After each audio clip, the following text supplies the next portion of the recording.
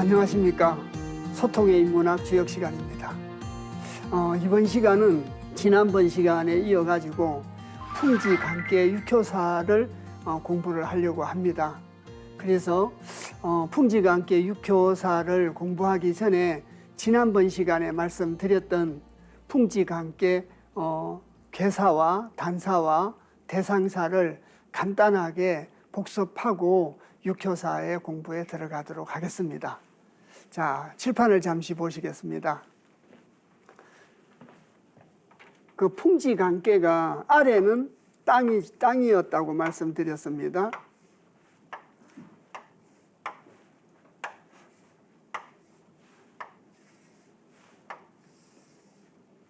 자, 그래서 위는 하늘이고 아래는 땅이었습니다. 풍지관계죠.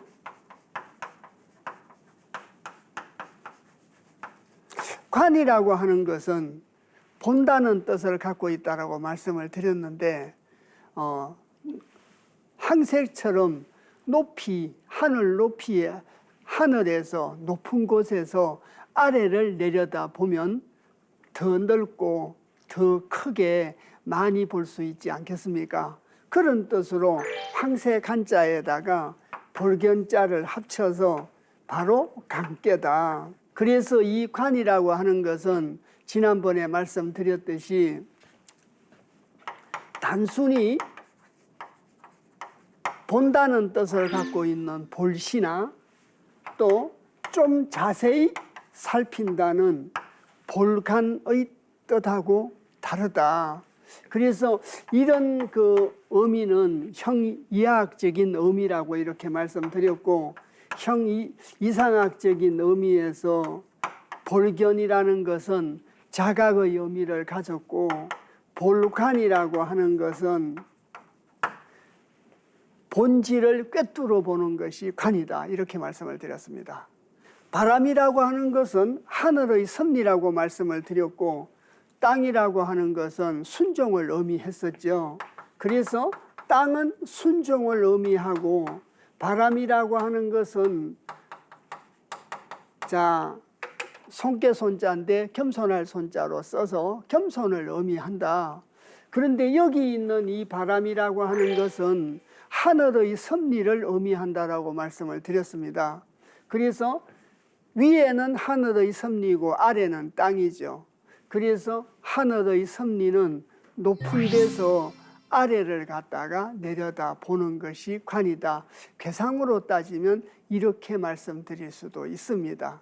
그래서 다시 한번 말씀드립니다마는, 볼관자의 관이라는 것은 본질까지 꿰뚫어 보는 걸 의미한다. 그래서 그걸 하늘의 섭리를 본질까지 꿰뚫어 보는 데는 순종하고 겸손으로서 꿰뚫어 봐야 된다. 이렇게 말씀을 드렸었습니다. 생각나십니까? 그래서 다시 생각이 나시도록 괴사, 단사, 대상사를 간단하게 살펴보도록 하겠습니다. 자, 괴사입니다. 그래서 관이라는 것은 본질까지 꿰뚫어 보는 것이 관이다. 이렇게 이제 방금 정리를 했지 않습니까? 관이 불천이면, 대야관자입니다.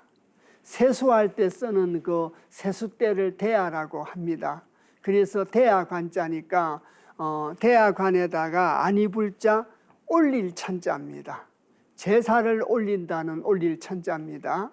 그래서 아니불이니까 제사를 올리지 않았다는 뜻인데, 제사를 올리지 않은 것이 아니고 제사에 잔을 올리기 직전의 상태, 그 상태를 불천이라고 한다는 겁니다. 그리고 제사를 지낼 때는 몸과 마음을 깨끗이 해야 되니까, 이 대야반자에서 대야에다가 손을 씻는다는 뜻이죠. 그래서 대야에다가 손을 씻고 마음을 정결하게 한 다음에 불천, 제사를 지내기 직전의 엄숙하고 경건한 마음이면 그 말입니다. 지난번 시간에도 말씀을 드렸습니다마는 저희들이 정성, 그러면 주역에서는 제사를 예를 많이 듭니다. 그래서 정성을 다해 가지고 제사를 지내는 걸로 많이 강조를 하고 있어서, 그래서 정성에 대한 얘기가 나올 때마다 제사의 비유를 해 가지고 설명을 하고 있습니다. 자, 이래서 간이 불천이면 소세를 하고 세수를 하고 마음을 정결하게 해서 불천, 제사를 지내기 직전의 경건하고 엄숙한 마음이면 그 말입니다. 마음이면 유부코, 진실할 부자로 읽으면 진실함이 있고 밑불 부자로 읽으면 믿음이 있는 거겠죠. 그래서 믿음이 있다 하야 옹약하리라. 공경할 옹자입니다. 같을 약자죠. 공경함이 또는 공경하리라. 그 문자적인 해석은 그렇습니다.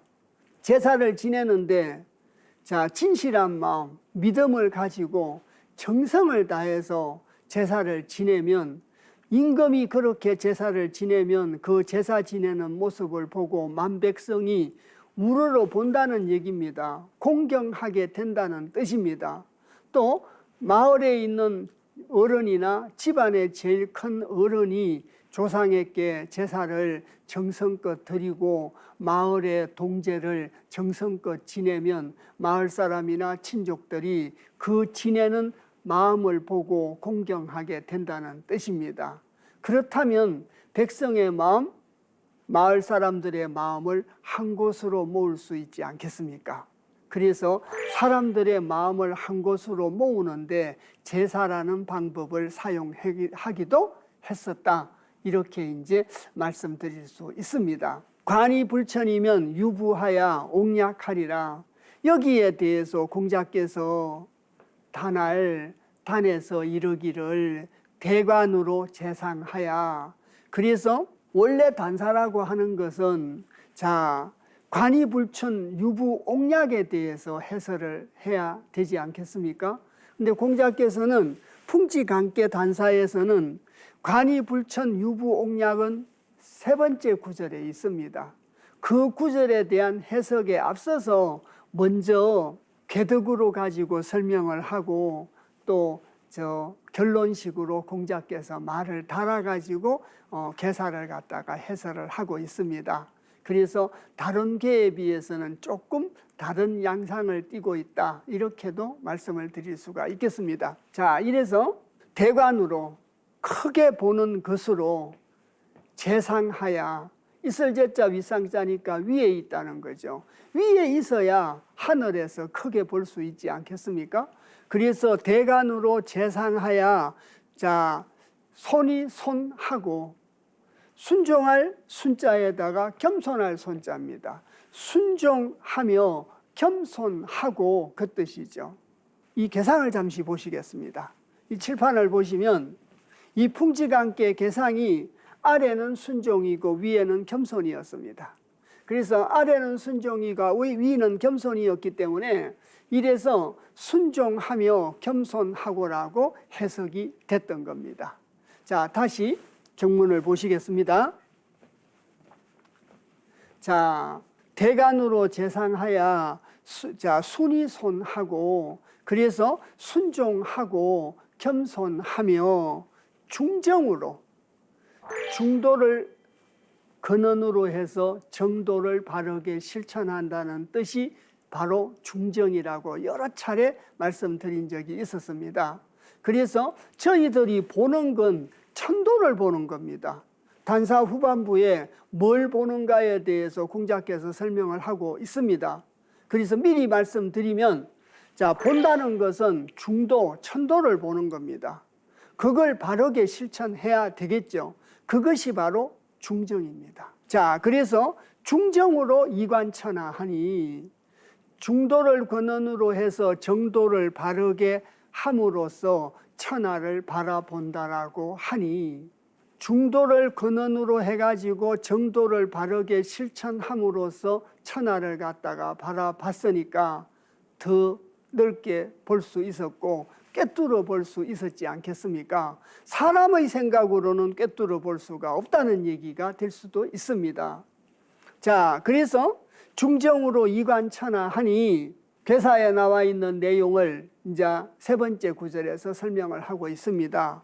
관갈이 불천 유부옥약은, 관은 본다고 하는 것은 관이 불천이면, 자, 손을 씻고 마음을 씻어서 제사를 올리기 직전이면 유부코, 진실함이 있고 믿음이 있어서 공경할 옹자에 같을 약자라 공경한다고 하리라. 공경을 받는다고 하리라, 그 뜻이라고 말씀드렸습니다. 그래서 계사에 나와 있는 관간의 불천 유부옥약이라는 건 괴사의 내용이죠. 그래서 거듭 말씀드리지만 손을 씻고 제사를 지내기 직전, 잔을 올리기 직전의 경건한 마음이면 믿음이 있어 공경함이 있으리라, 공경하리라. 이 뜻은 하간이 하야이니라. 그러한 경건한 마음으로 가지고 믿음으로 가지고 진실한 마음으로 가지고 하기 때문에 아래를 바라보는데 아래에 있는 사람들의 내면까지 다 들여다본 거지 않겠습니까? 내면까지 들여다보니까 진실한 마음으로 아래에 있는 사람들의 내면까지 들여다보니까 하야이니라. 그래서 하왈하자죠. 조화를 이룬다라고 해석할 수도 있고 가마를 시킨다고 해석할 수도 있습니다. 제 소견에는 가마를 시킴이니라가 적절한 해석이 아닌가 싶습니다. 그래서 아래에 있는 사람들의 내면까지 보고 가마를 시키니까 우러러 보지 않겠습니까? 공경하지 않겠습니까? 그렇게 공자께서 해석을 하고 있습니다. 유부옥야에 대해서. 그래서 유부옥약에 대해 가지고 하관이 하야라고 해석을 하고 있는 거죠. 자, 그리고 공자께서 결론식으로 두 구절을 달아가지고 보완 설명을 하면서 결론을 짓고 있습니다. 자, 그래서 관천지 신도의 사시불턱하니, 자, 말미암을 이를 기준으로 천지의 신묘한 도를 보니, 이렇게 써놨지 않습니까? 여기서 신도라고 하는 것은 천지의 신묘한 도를 보고 말하는 겁니다. 그렇기 때문에 저희들이 64개를 공부하면서 천도 또는 신도다 이렇게 얘기하는 게 바로 이 구절 때문입니다.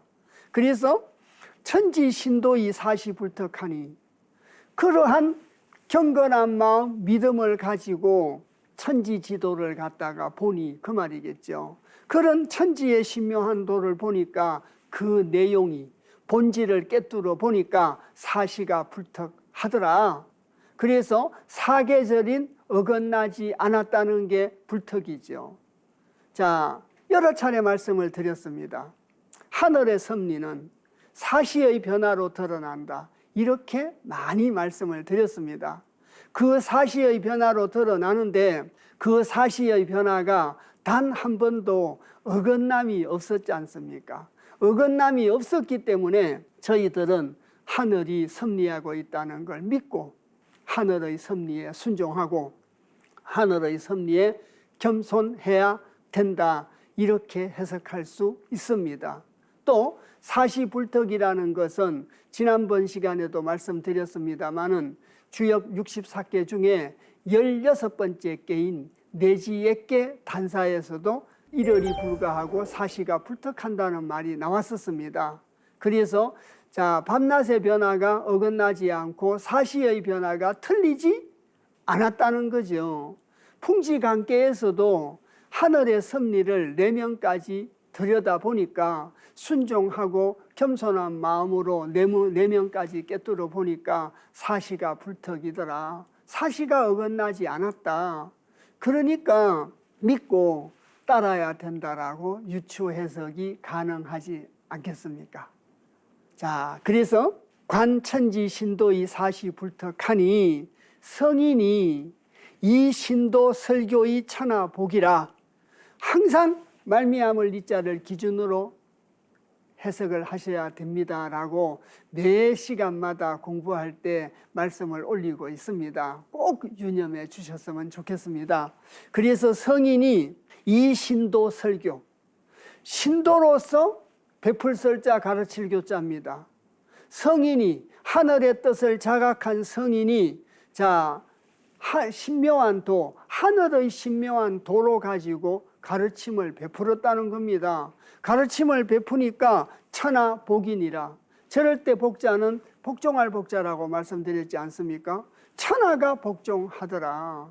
천하가 다 같이 복종을 하더라. 내 생각으로, 사리사욕으로, 탐진치의 마음으로 천하를 가르치고 다스린다면 사람들이 복종하지 않겠죠. 자, 하늘의 신묘한 도로서 가르침을 베푸니 사람들이 복종을 하더라. 그래서 공자께서는 괴사에서는 관이불천 유부옥약 그 글자에 대한 해석뿐 아니라 중정으로 이관천하하는 것도 설명을 하고 있고 또 결론식으로 하늘의 신묘한 도를 보니까 사시가 어긋나지 않았고 성인이 하늘의 신묘한 도로서 가르침을 베푸니까 천하의 사람들이 복종을 하더라라고 해석을 하고 있습니다. 그리고 이제 세 번째가 대상사죠. 그래서 상에서 이르기를 상활 풍행지상이 관이니 바람이 행합니다. 움직이는데 어디를 움직이느냐? 땅지자 윗상자라 땅 위를 움직이는 것이 관이니 이렇게 됐죠. 그래서 풍행지상이 관이니 선왕은 이하야. 군자 중에서 왕위를 얻어서 왕의 자리를 얻어서 사람들을 다스리는 사람을 보고 호칭을 하기를 선왕이라고 호칭을 한다. 이렇게 지난번 시간에도 말씀을 드렸습니다. 그래서 글자처럼 먼저 선자 임금왕자라 먼저 임금이 아니고 군자 중에 왕의 자리를 얻어서 사람을 다스리고 있는 현재의 사람이죠. 현재 사람들을 다스리고 있는 사람을 지칭하여 선왕이라고 한다. 이렇게 이해를 하시면 됩니다. 그래서 선왕은 이하야. 선왕은 이것을 보고 깨달아 가지고 풍행지상하는 걸 깨달아 가지고 성방감민하야. 살필 성자 모방자지 않습니까? 동서남북 사방이 모방입니다. 그래서 선왕은 동서남북 사방을 살피라는 거죠. 동서남북 사방을 살피고 본질까지 꿰뚫어 보는 관으로 백성민자입니다. 백성을 그렇게 보라는 얘기입니다. 그래서 본질까지 꿰뚫어 보는 감민하야 설교하나니라. 가르침을 베푼다면 많은 백성들이 감화가 되고 많은 백성들을 교화를 시킬 수 있게 된다. 이렇게 얘기를 하고 있습니다. 실천적인 덕목에 대해서 얘기를 갖다가 하고 있는 거죠. 지난번에 저희들이 읽었던 개사와 단사와 상사를 중심으로 기억을 되살리기 위해서 간단하게 복습을 했습니다. 기억나십니까? 그러면 그 기억을 바탕으로 해서 오늘 육효사를 읽어보도록 하겠습니다. 이 육효사는 풍지관계의 육효사입니다. 그래서 초효입니다.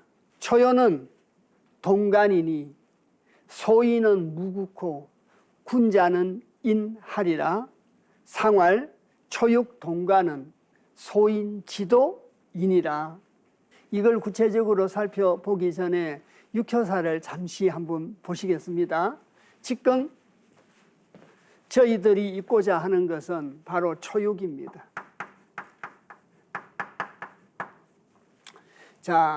군자 소인으로 따지게 되면 소인입니다.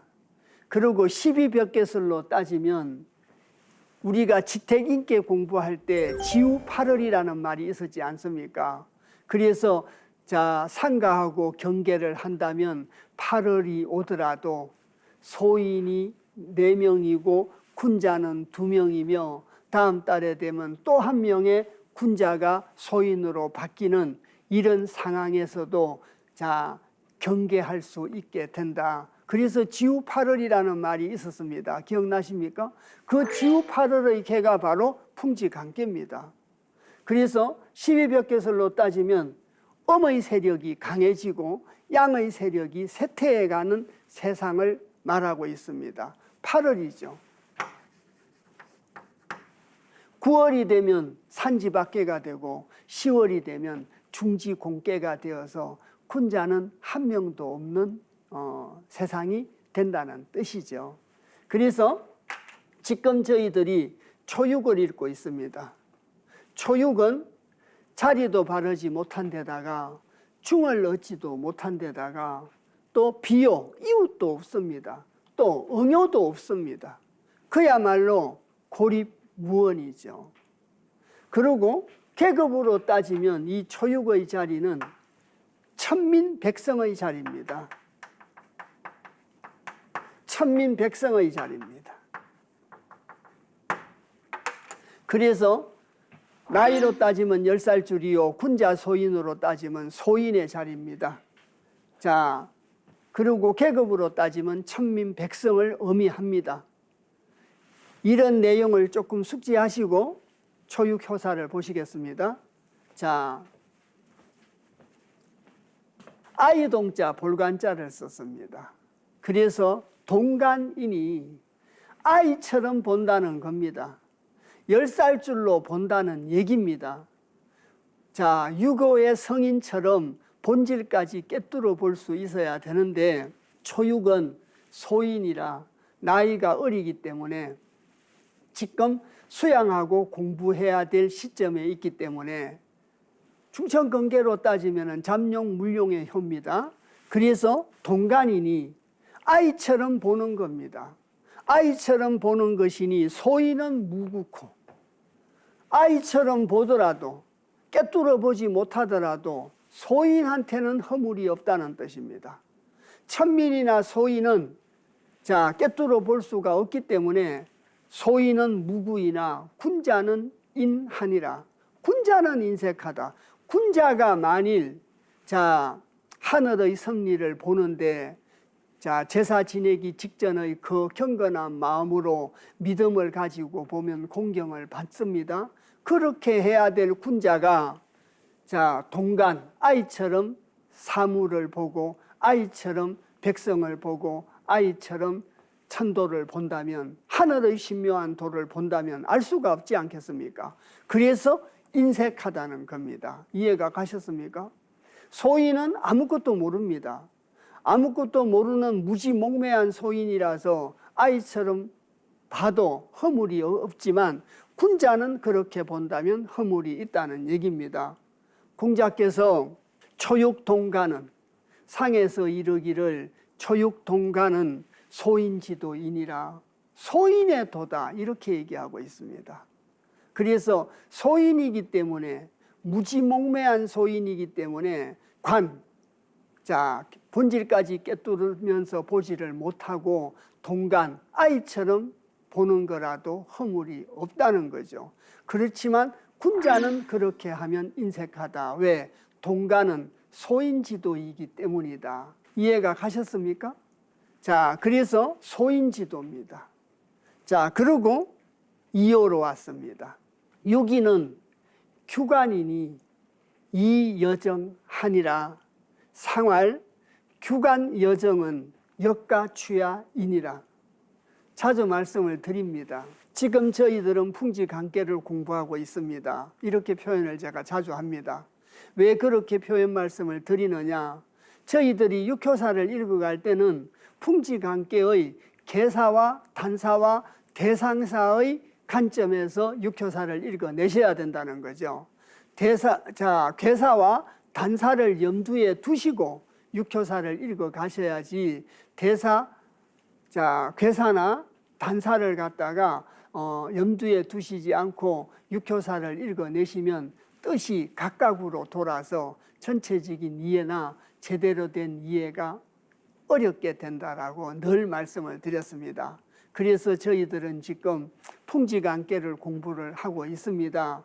그래서 제사를 지내기 직전의 경건한 마음으로 가지고 하면 믿음이 있고 진실하다고 해서 옥약, 즉 공경함을 받으리라. 이래서 천지 그 마음이면 천지의 신묘한 도를 볼 수 있고 천지의 신묘한 도로서 가르침을 베푸니까 천하가 복종하더라. 저희들 그렇게 읽어냈습니다. 그렇게 해야 되는데 유기는 군자입니다. 잠시 효를 보시겠습니다. 자, 이 육효의 그 괴상을 잠시 보시면 유기는 군자의 자리입니다. 자, 그래서 음자리에 음이 왔습니다. 음자리에 음이 왔기 때문에 굳이 이름을 붙인다면 유순, 정의, 덕중을 한 효다. 이렇게 거창하게 이름을 붙일 수 있습니다. 음의 자리에 음이 왔기 때문에 음은 유순하고 음자리에 음이 왔으니까 자리가 바르고 중을 얻은 자리라 유순, 정의, 덕중한 자리입니다. 좋은 건 다 갖추고 있는 거죠. 비호만 없습니다. 그래서 이호는 중을 얻은 군자입니다. 성인 군자로 따지면 이호가 군자라는 거죠. 그래서 이런 배경을 가지고 있는 게 이호입니다. 그러면 자, 진실한 유부옥약해야 되지 않겠습니까? 진실한 마음을 가지고 자, 경건한 마음으로 가지고 보면 많은 사람들이 공경하게 될 것이다. 이렇게 해야 되는데 효사를 잠시 보시겠습니다. 지금 유기는 엿볼규자입니다. 틈새로 엿본다는 겁니다.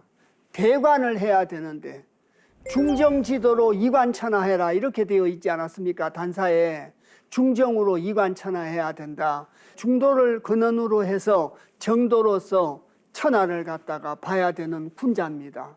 그런 군자가 문텀으로 엿본다는 겁니다.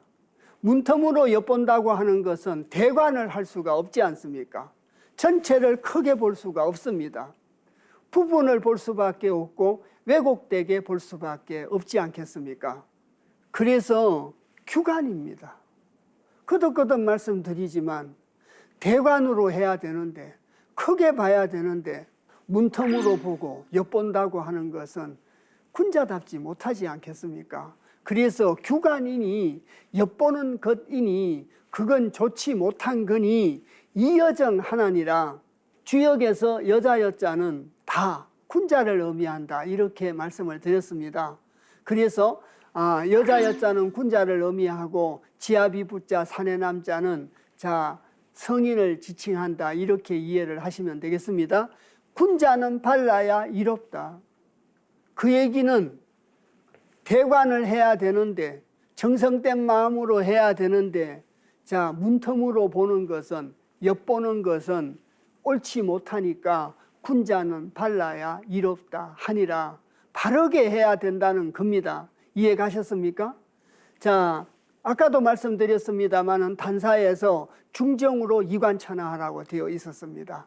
그래서 중도를 근원으로 정도로서 천하를 갖다가 보라고 되어 있습니다. 공자께서 상활 규관여정이라고 하는 것은 글자가 붙었는데 규관 따로 여정 따로로 의미로 해석을 하셔야 됩니다. 그래서 엿보는 것은 좋지 못한 거라고 말씀드렸지 않습니까? 군자의 도리가 아니죠. 그래서 군자는 발라야 된다는 것은 역가 추야이니라. 또 역자에다가 가을 가자 추할 추자를 썼습니다. 또한 가히 추함이니라. 군자로서 규관을 하는 것은 부끄러운데 초요에서 군자가 인색했었죠. 동간이기 때문에. 자, 초요를 한번 보시겠습니다. 초요는 동간이라서 군자는 인색하다 이렇게 되지 않습니까? 그래서 동간이라 군자는 인색한데 유기에서 유기 군자가 규관을 하니까 초요에 이어서 이요가 규관을 하니까 또한 가히 추하다고 얘기를 하고 있는 겁니다. 이해 가셨습니까? 초요는 동간이라서 군자에게는 인색했습니다. 유기는 규관이라서 초요에 이어서 또한 가히 추하다는 겁니다. 초요도 동간이라서 인색했는데 이오는 규간이라서 추한데 초요에 이어서 가히 추하다는 뜻으로 또 역자를 붙였습니다. 이해가 가셨습니까? 그래서 공자가 설명을 하신 단사를 염두에 두십시오. 그래서 대관해야 되고 중정으로 이관천하해야 되는데 초요는 동관을 했고, 그래서 소인에게는 허물이 없었지만 군자에게는 인색했고, 이오는 규간을 했습니다. 문텀으로 엿봤다는 겁니다. 그래서 초요에 이어서 이오도 가히 추하다. 이해 가셨죠? 삼요로 왔습니다. 육삼은 풍지관계에서는 관하생이라는 말이 자주 나옵니다. 그래서 관하생 하되 진태로다. 상활 관하생 진태는 미실도야인이라. 그래서 육삼은 양자리인데 음이 왔으니까 자리가 바르지를 못하죠. 자, 배경은 좋지를 않습니다. 그런데 관하생 하되, 나자 날생자입니다. 내가 살아온 것을 본다는 겁니다. 나를 본다는 겁니다. 자아성찰을 한다는 겁니다. 자, 초요는 저희들이 읽어봤듯이 동간이었습니다. 아이처럼 보는 거였었고, 이오는 문틈으로 엿보는 거였습니다. 그런데 삼요는 관하생입니다. 나 자신을 갖다가 성찰하고 내가 살아온 과거를 갖다가 본다는 겁니다. 그 과거를 보는데 볼간자기 때문에 본질적인 내면까지 꿰뚫어 봤다는 얘기가 되지 않겠습니까? 저희들이 인생을 살아오면서 자, 지나온 세월을 반추해 본다는 얘기죠. 반추해 본다는 정도 가지고는 뜻이 약합니다. 그래서 본질까지 꿰뚫어 보면서 철저하게 자기 반성을 하고 진태로다. 그렇게 하고 나서 나아감과 물러감을 결정해야 된다는 겁니다.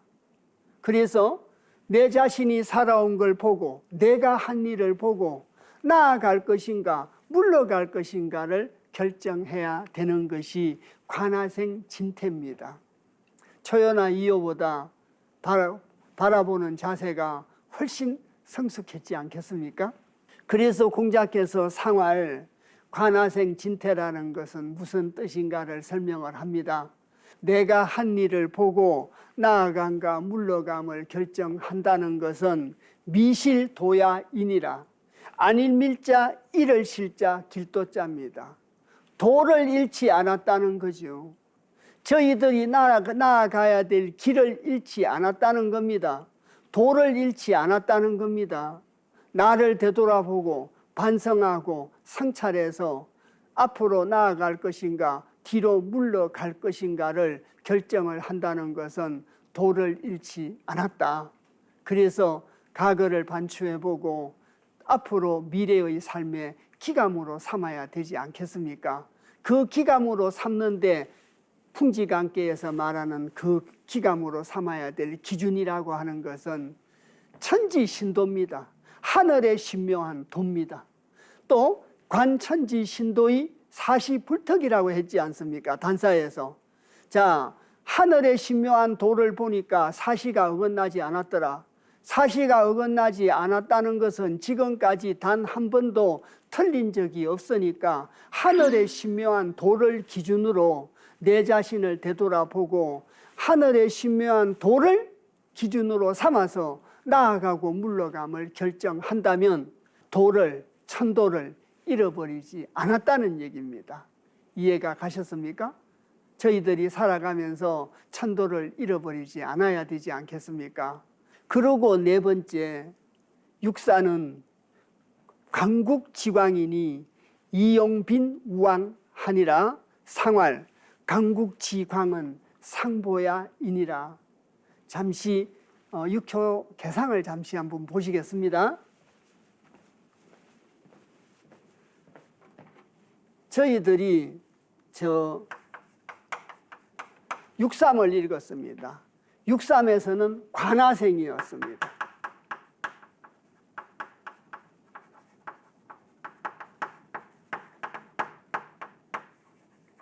나를 되돌아보고 내가 한 일을 되돌아보고 성인 지도를 기준으로 하고 신묘한 도를 기준으로 해서 나아가고 물러감을 결정해라. 그것이 관하생이었죠. 자, 그런데 계급으로 따지면 여기가 제후의 계급입니다. 천민의 계급이고 하급관리의 자리고 제후의 자리고, 여기 있는 육사, 지금 저희들이 읽고 있는 관광지국이라고 하는 것은, 또 강국지광이라고 하는 것은 바로 육사를 보고 말합니다. 육사는 고급관리 대신의 자리입니다. 고급관리의 자리입니다. 여기 있는 구호는 성인이요 임금의 자리죠. 여기 있던 대신 고급관리라고 하는 것은 임금을 보좌하는 자리지 않겠습니까? 그래서 그걸 염두에 두시고 이제 사요효사를 읽어내셔야 이해가 빨리 되지 않나 싶어서 계급에 대한 말씀을 드렸습니다. 잠시 보시겠습니다. 그래서 강국지광이니 이용빈 우왕하니라 상활, 강국지광은 상보야 이니라. 사요인데 음이 왔으니까 자리가 바릅니다. 그리고 자, 위에 성인이 있으니까 구호 양요가 있으니까 친비의 관계에 있습니다. 다시 한번 보시겠습니다. 자, 여기 있는 육사는 자, 구호하고 친비의 관계에 있습니다. 구호 성인이죠. 구호 성인과 친비의 관계에 있습니다. 초요하고 짝인데 초요도 음이고 사요도 음이기 때문에 응요가 없습니다. 합덕이 안 됩니다. 이래서 오요하고 자, 친비의 관계에 있습니다. 오요가 성인이기 때문에 성인하고 친비의 관계에 있다는 것은 굉장히 좋은 모습이지 않겠습니까? 그래서 보시겠습니다. 그래서 육사는 강국지광이니 나라의 빛남을 봅니다. 나라의 빛남을 봄이니 태평성대요 정치가 잘 이루어지고 있다, 이런 뜻이 되기도 되지 않겠습니까? 그래서 그냥 자, 겉만 본 것이 아니라 본질까지 꿰뚫어 보는 관으로 보니까 나라의 빛남이다. 나라의 빛남을 봄이니 이용빈 우왕하나니라. 손빈자입니다. 자, 임금왕자죠. 왕의 손님이 되는 것이 이로우니라. 왕의 손님이 되는 것이 이롭다고 하는 것은 왕의 손님으로 가가지고 나라가 빛나고 있는 것을 봤으니 자, 그 왕을 도와서 천하를 갖다가 태평스럽게 만들려고 할 수도 있지 않겠습니까? 그래서 왕의 손이 되는 것이, 왕의 손님이 되는 것이 이롭다고 하는 이 손빈자가 의미하는 손이라고 하는 것은 관직에 나아간다는 뜻이 될 수 있습니다. 관직에 나아간다는 뜻이 되고 왕의 부름을 받고 출사를 해가지고 성인을 도와서 나라가 빛나도록 한다는 뜻으로 이해를 하시면 되겠습니다. 옛날에 선비들은 임금이 부르면 태평성대라고 생각이 되면 나아가서 벼슬을 했는데, 만일 소인들이 판치는 그런 세상이라고 생각이 된다면, 즉 난세라는 생각이 든다면 임금의 부름에 병을 칭하여 벼슬에 나아가지 않았다고 합니다. 그래서 임금의 손님이 되는 것이 이롭다고 하는 것은 관직의 출사를 의미하는 것이요, 두 번째는 임금을 도와서 국정을 잘하도록 해가지고 나라가 빛나도록 한다는 두 번째의 뜻, 두 개 다의 의미로 이해를 하시면 되겠습니다. 그래서 공자께서 상활 강국지광은 나라의 빛남을 본다고 하는 것은 숭상할 상자 손빈자입니다. 손님을 숭상한다는 것은 신하를 숭상한다는 뜻이요, 신하들의 국정 능력을 숭상한다는 뜻이 되지 않겠습니까? 그래서 그렇기 때문에 나라가 빛나게 되고 나라가 빛나게 되도록 정치를 잘하고 있으니까 임금의 신하가 되는 것이 이롭다고 한 것입니다. 이해가 가셨습니까? 그래서 자, 강국지강에 대해서 자, 그렇게 이해를 하시면 되겠습니다. 오요로 왔습니다. 여기 관하생이라는 말이 또 나옵니다.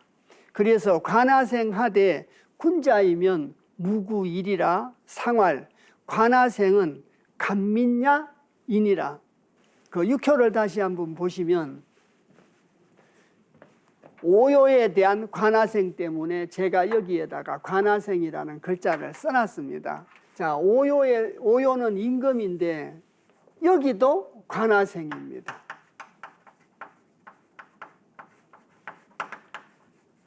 여기도 나를 보는 겁니다.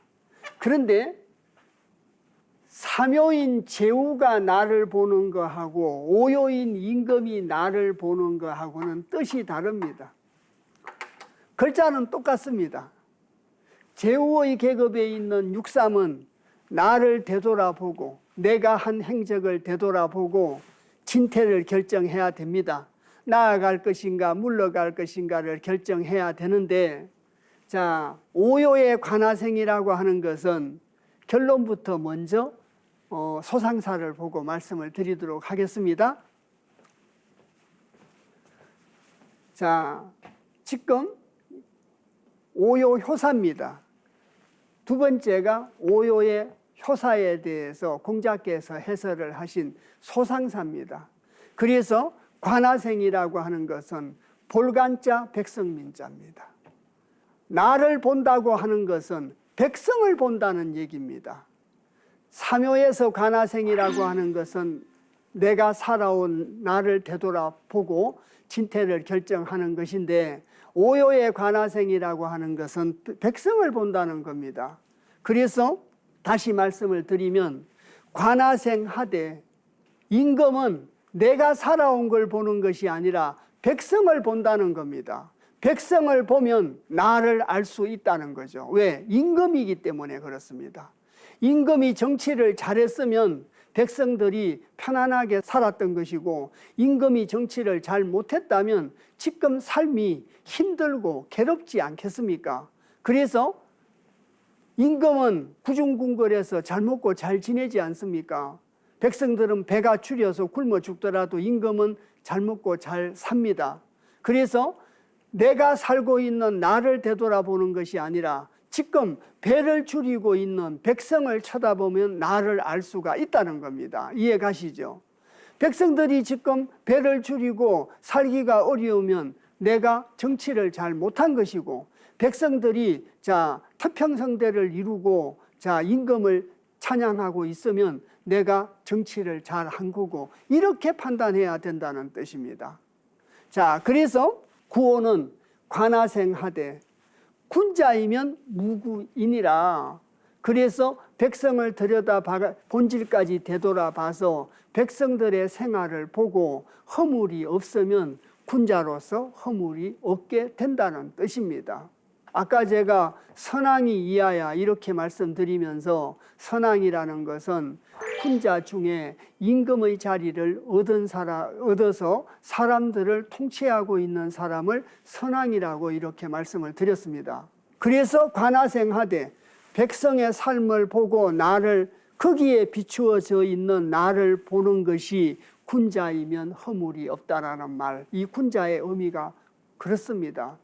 근데 이 군자가 왕위를 얻었으니까 선왕이 된 겁니다. 이해가시죠?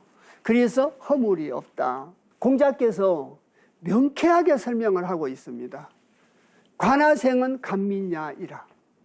그래서 내가 살아온 것을 보고 내 이력을 보고 내가 한 걸 본다는 것은 간민야라, 백성을 보는 것이다. 백성의 내면적인 심성 내면까지 꿰뚫어 보는 것이 바로 관하생이다. 이해 가셨습니까?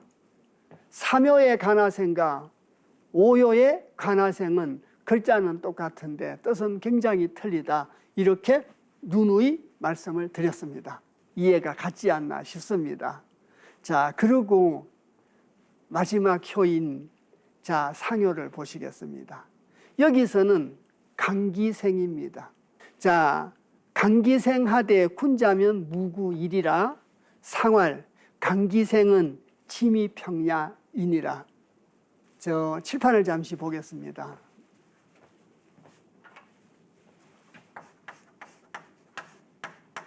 여러분이 잘 아시다시피 이 기자는 그 기자입니다. 지시대명사죠. 어떤 걸 가르치는 거죠. 지시대명사라. 그래서 이 그 기라고 하는 것은 어떤 걸 지칭합니다. 그러면 잠시 6호 내용을 다시 보시면 지금 현재 상구입니다. 이 상구인데 상구는 계급으로 따지면 국사의 자리입니다. 왕사의 자리입니다. 나라의 서성의 자리입니다. 나라의 서성의 자리니까 임금을 잘 도와가지고 태평성대를 이루도록 하는데 책임이 있지 않겠습니까? 그래서 자, 임금을 잘 도와가지고 태평성대를 이루면 나라의 서성으로서의 역할을 다 한 것이고, 또 자, 나라의 빛남을 보고 임금을 도와가지고 태평성대를 이루게 한다면 고급관리로서의 역할을 다했다, 이렇게 볼 수 있지 않겠습니까? 그래서 상구는 국사입니다. 그래서 상구에 강기생이라고 했습니다.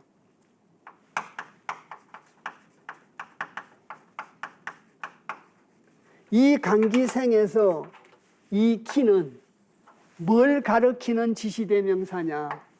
구호 임금을 가르치는 지시대명사입니다. 이것이. 그래서 이 강기생의 기는 바로 임금을 가르치는 겁니다. 임금의 행적에 비추어서 임금의 행적에 비추어서 내가 조언을 한 대로 임금이 정치를 잘해서 태평성대를 이루었으면 자, 내가 제대로 살아온 거고 제 역할을 수행한 것이고, 아니면 제 역할을 수행하지 못했다, 이렇게 할 수도 있지 않겠습니까? 그래서 기는 바로 구호 임금을 지칭하는 말이다, 이렇게 이해를 하시면 되겠습니다.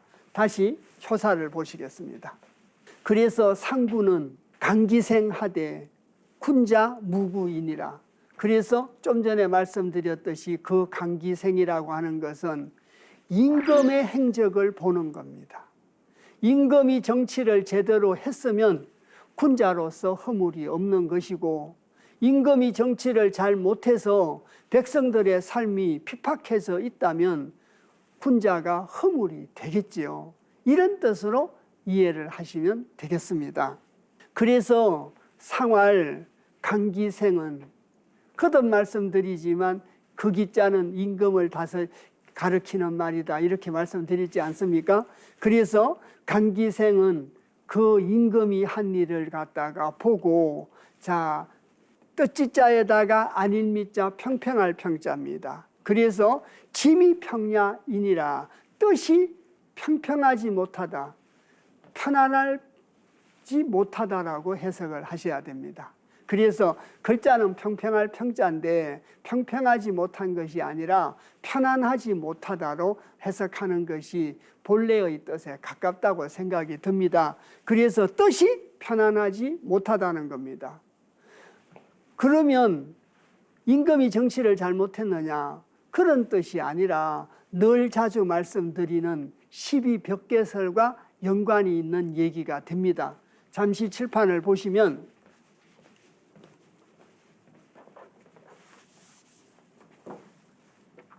이게 8월께입니다. 그러면 9월께는 산지 밖에가 되는 거죠. 자, 사요 양이 음으로 바뀌었습니다. 이제 하나 남았습니다. 10월 달에 가면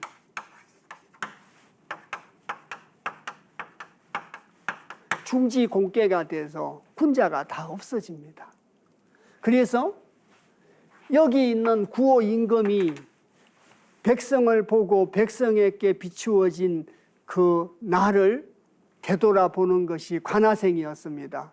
그랬다면 일단 태평성대를 이루고 있고 정치는 잘하고 있다라고 봐도 무방하지 않겠습니까? 그런데 12벽계설을 기준으로 하면 한 달이 있으면 오요 군자가 없어지고 또 한 달이 있으면 상요 군자까지 없어집니다. 그래서 임금도 정치를 잘하고 또 임금을 조언을 해가지고 저 임금을 통해서 내가 살아온 걸 갖다가 보는 관기생입니다. 이렇게 했음에도 불구하고 한 달 있으면 음이 양이 없어지고 또 한 달이 있으면 양이 없어지는 이런 절박한 상황을 막아내지 못했다는 거죠. 이런 절박한 상황을 막아내지 못했기 때문에 짐이 평야입니다. 뜻이 편안하지 못했다, 이렇게 해석이 된 겁니다. 다시 소상사 내용을 보시겠습니다. 그래서 강기생은 그 살아온 것을 본다는 것은, 임금의 행적을 본다는 것은 짐이 평야이니라 뜻이 편안하지 못하다는 겁니다. 이해가 가셨습니까? 그래서 12벽개설로 따지면 2달 뒤면 양이 전부 없어지는 절박한 상황에 놓여 있습니다.